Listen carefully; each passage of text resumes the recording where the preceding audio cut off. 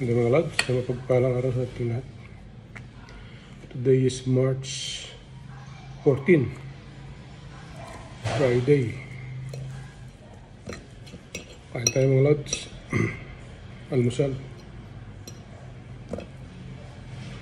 Maraming nag-views doon sa aking latest na vlog sa YouTube. Ngayon ang topics natin ay about electric bill. How to save electric consumption mga lods. So marami akong tropa na can afford sila na magpalagay ng mga solar panel. Uso ngayon yung nag-harvest ng electric ang tawag doon, electric produced from the solar panel, tapos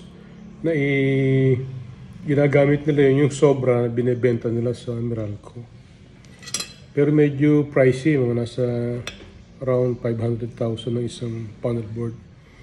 So can afford naman sila eh. Ilan na yung tropa ko na nagpakabit. At tinanong ako kung gusto ko. Kaya lang, nung sinabi ko sa kanila na binabayaran ko yung ganun lang, hindi na raw advisable kasi ang binabayaran nila ay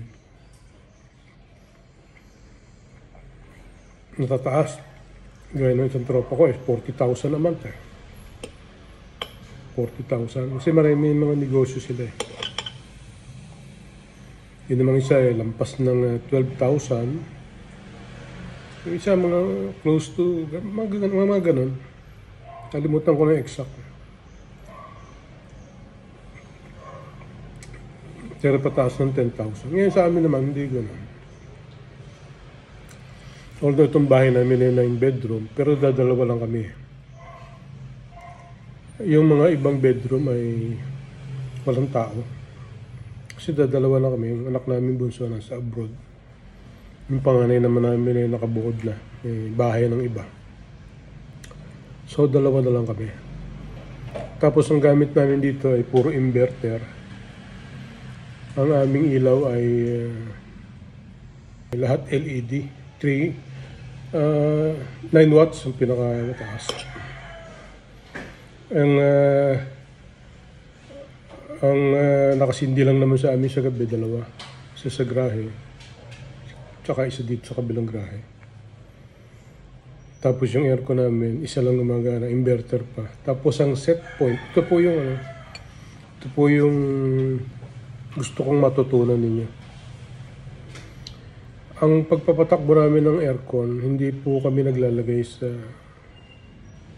mababa na temperature setting. Ang pinaka lowest ay 24 degrees centigrade ang set point. Sa ganong setting, ang compressor po ay tumatakbo lamang ng 30%. So after a few minutes, around 15 minutes na tumatakbo yung aircon compressor sa set point na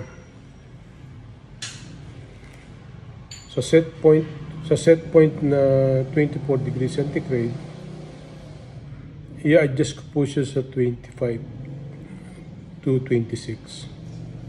Sa madaling araw, ay napalagay na siya sa 27. Tapos ang takbo niya sa gabi lang, wala kaming sa araw eh. Wala kaming, hindi kami nag-aircon sa araw. Maliban na kung andito yung apo na kakapag-aircon.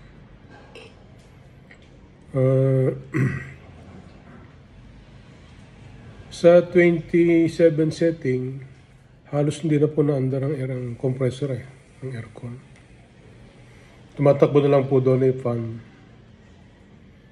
So, siguro every hour, wala pang 5 minutes ang tinatakbo ng compressor eh. Hindi ako sure pero madalang siyang tumakbo.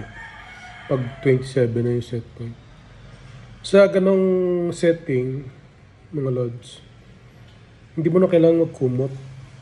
Parang nasa normal ka na, ano.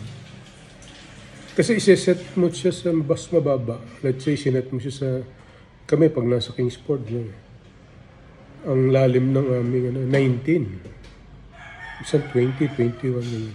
Masyadong malamig yun eh. So naka-cover ka ng blanket, nakatago ka sa blanket. So useless yung yung lamig, pinalamig mo tapos pinagtaguan mo rin. So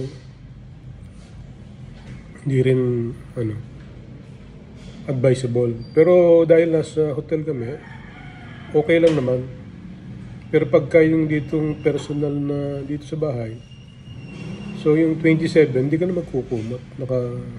Kung paano ako matulog sa gabi, naka-short or naka-brief. Yun lang po yung normal na pagtulog. Kaya po mababa yung aming electric bill. Yun po nakapababa. Yung air na namin, yung rep namin, inverter din. Dalawa yung rep namin, yung isa hindi inverter. Pero hindi namin ginagamit yung hindi inverter. Puro inverter na ginagamit.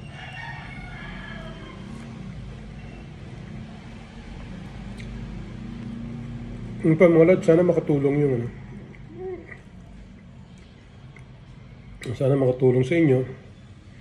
Paano nyo pababain yung inyong electric bill. Pero kung may mga bata kayo maliliit, pero parang imposible. Kasi kailangan nyo mag-aircon ng the whole day round. Tabi naman kasi walang ganun eh.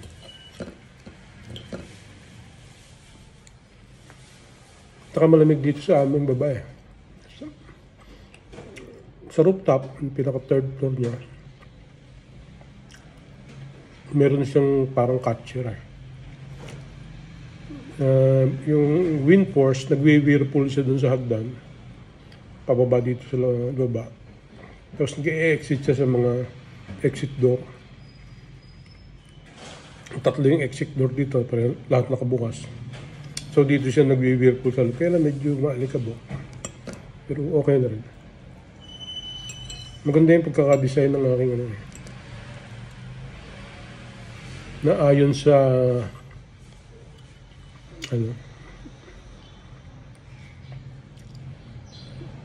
yung catcher ng hangin. Kaya kung magpapagawa kayo mga lods, lagay kayo ng rooftop sa third floor, may catcher ng hangin na baka bukas, iikot siya kusa papasok sa pababa. Buksan nyo lang dito sa baba, meron siyang exit ng hangin, pagpasok sa loob sa taas, pababa rin siya. Ito mga lods, ito yung electric bill, proof na binabayaran namin dito sa isa sa mga bahay ko dito sa somewhere. Itong bahay na ito ay 9 bedroom. Pero yan lang po yung binabayaran. Yun po yung pangalan. Hindi ko na po nakita yung address at baka matuntun ninyo. But anyway, marami naman kami bahay. Mahirap kami hanapin. Ito po yung month of January to February. Tapos, ito namang isa ay Marso.